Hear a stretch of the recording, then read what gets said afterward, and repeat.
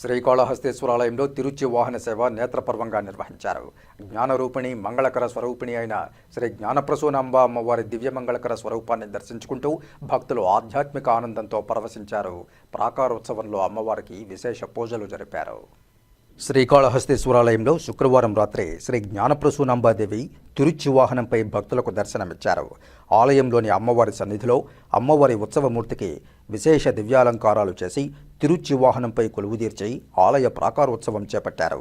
మంగళ వాయిద్యాలు, భక్తుల శివనామ స్మరణల నడుమ అమ్మవారి ఉత్సవమూర్తిని ఆలయ ప్రాంగణంలో అత్యంత వేడుకగా ఊరేగించారు. ఆలయ ఆవరణలోని రాతి ధ్వజ స్తంభం వద్ద అమ్మవారి ఉత్సవమూర్తికి మంగళ వాయిద్య నిరాజనాలు సమర్పించారు. అనంతరం ఊరేగింపుగా తీసుకువచ్చి అమ్మవారి సన్నిధిలో కొలువుదీర్చి ధూపదీప నైవేద్యాలు నివేదించి మంగళ హారతులు సమర్పించారు. విశేష సంఖ్యలో భక్తులు దివ్యమంగళ స్వరూపిణి అయిన జ్ఞానప్రసూనాంబ అమ్మవారిని దర్శించుకుంటూ శివనామ స్మరణలు చేస్తూ ఆధ్యాత్మిక ఆనందంతో పరవశించి ప్రణమిల్లారు.